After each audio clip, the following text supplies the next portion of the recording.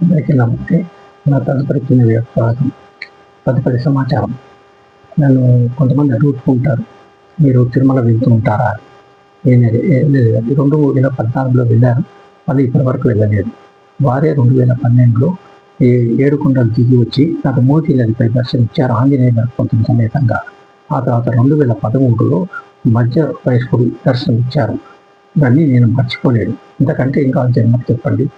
కొంతమంది అడుగుతారు, అక్కడికి వెళ్తారా, తిరుమలకి లేదా గుళ్ళకి వెళ్తారా అని. ఎక్కడికి వెళ్ళమండి, మాకు అంత అవకాశం కూడా ఇవ్వరు. ఆయన వెళ్ళే అవకాశం ఇవ్వరు. ఎవరైనా పిలిస్తే వెళ్ళే ప్రయత్నం చేస్తాం. అట్లా సుమారుగా 3 సంవత్సరాల కింద, 3-4 సంవత్సరాల కింద మాకు తెలిసిన వాళ్ళు, మా చెల్లెలు మీకు తెలిసిన వాళ్ళ ఇంటికి వెళ్ళి అక్కడ మాకు వచ్చి చెప్తారా అంటే వాళ్ళ ఇంటి అపార్ట్మెంట్లో చెప్పడం జరిగింది.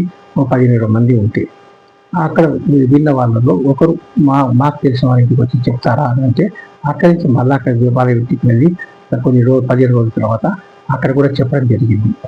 చాలా పెద్ద వయసు ఉన్న వాళ్ళు చక్కగా ఆహ్వానం పలికి మంచి మర్యాద చేశారు. వాళ్ళు చాలా చక్కగా అనిపించింది నాకు. ఇద్దరి ఇళ్ళకి వెళ్ళి చెప్పడం ఆనందదాయకం అనిపించింది నాకు.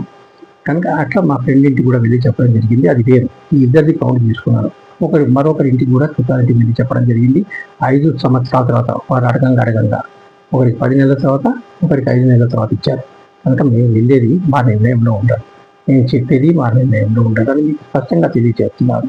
అంతా స్వామివారి అమ్మవారి నిర్ణయమే అని తెలియజేస్తూ అందరికీ నా స్వామివారి అమ్మవారికి ప్రత్యేక ధన్యవాదాలు తెలుస్తూ మీ అందరికీ ప్రత్యేక ధన్యవాదాలు తెలియజేస్తున్నాను. ఓం నమో వెంకటేశాయ.